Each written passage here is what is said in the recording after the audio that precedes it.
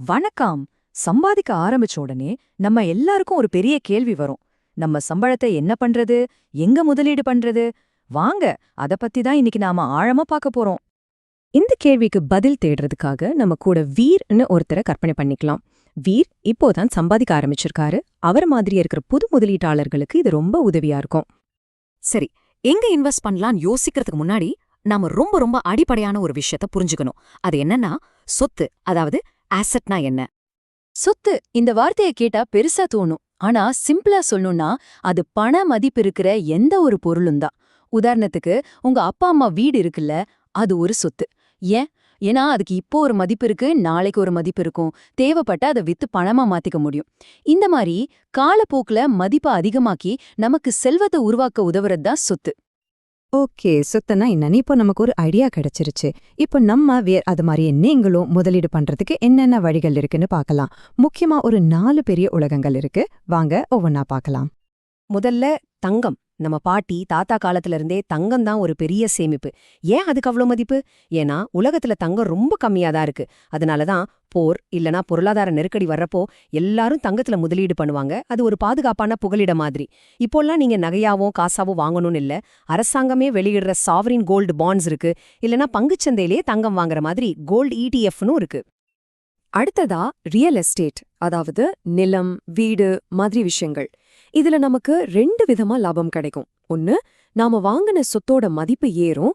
இன்னொன்னு, அத வாடகைக்கு விட்டா மாசம் மாசம் வருமானம் வரும்.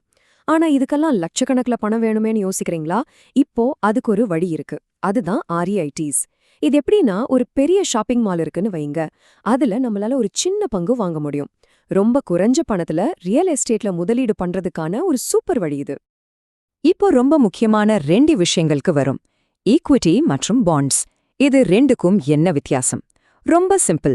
நீங்க ஒரு கம்பெனியோட ஈக்விட்டி வாங்குறீங்கன்னா நீங்க அந்த கம்பெனியோட பார்ட்னர், ஒரு சின்ன ஓனர் ஆயிடுறீங்க. அதுவே நீங்க பாண்ட்ஸ் வாங்குறீங்கன்னா நீங்க அந்த கம்பெனிக்கு கடன் கொடுக்குறீங்க. அவ்வளோதான். இப்போ யோசிச்சு பாருங்க. ஓனரா இருந்தா ரிஸ்க் அதிகம், லாபமும் அதிகம். கடன் கொடுத்தா ரிஸ்க் கம்மி, வட்டி மட்டும்தான் வரும், அதாவது லாபமும் கம்மி. இதுதான் அடிப்படை வித்தியாசம். சரி, இப்போ தங்கம், ரியல் எஸ்டேட், ஈக்விட்டி, பாண்ட்ஸ்னு 4 வழிகளை பார்த்துட்டோம். இது எல்லாம் கேட்ட உடனே நம்ம வீர் மனசுல ஒரு யோசனை வருது. பொதுவா எல்லா புது முதலீட்டாளர்களும் இந்த ஒரு தப்ப பண்ணுவாங்க.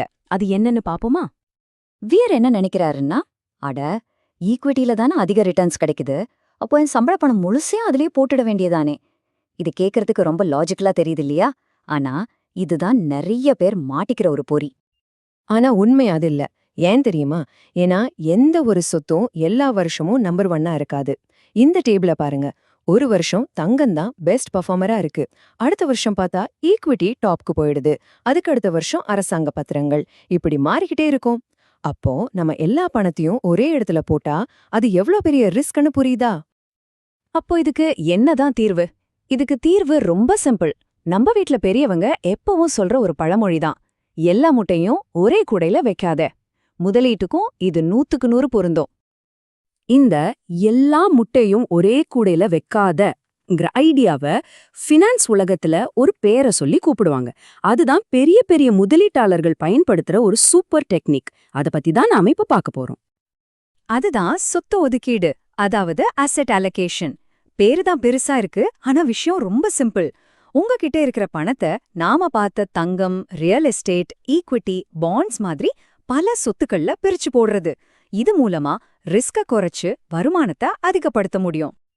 இப்போ நம்ம வீர்கிட்ட 10,000 ரூபாய் இருக்குன்னு வச்சுப்போம். அவர் அந்த பணத்தை முழுசா ஈக்விட்டியில போடாம தங்கம், ரியல் எஸ்டேட், ஈக்விட்டி, பாண்ட்ஸ்னு 4லையும் 2500 2500ன்னு பிரிச்சு போடுறாரு. இதனால என்ன ஆகும்? ஒருவேளை ஈக்விட்டி மார்க்கெட் சரியில்லைனா கூட தங்கம் நல்லா பெர்ஃபார்ம் பண்ணலாம். ஒன்னு விழுந்தாலும் இன்னொன்னு நம்ம முதலீட்டை காப்பாத்தும். இன்னொரு முக்கியமான விஷயம், இந்த மாதிரி தான் பிரிக்கணும்னு எந்த ரூல்ஸும் கிடையாது. இது ரொம்ப ஃப்ளெக்சிபிள். உங்களுக்கு ஈக்விட்டி பத்தி பயமா இருந்தா அதுல கம்மியா போட்டுட்டு பாண்ட்ஸ்ல அதிகமா போடலாம்.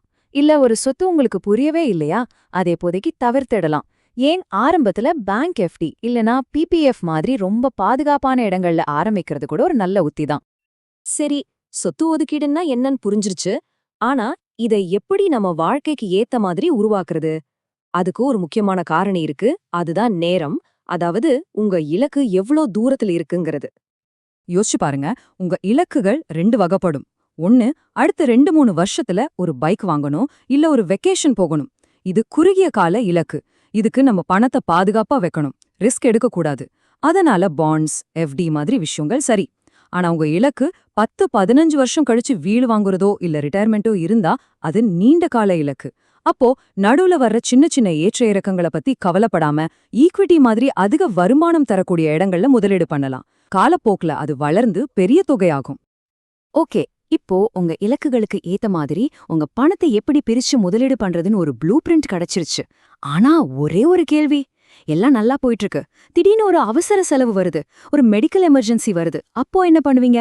கஷ்டப்பட்டு சேர்த்த முதலீட்டு கலைக்க முடியுமா? இங்கதான் ரொம்ப முக்கியமான ஒரு விஷயம் வருது. அது என்னன்னு அடுத்த பகுதியில பார்க்கலாம்.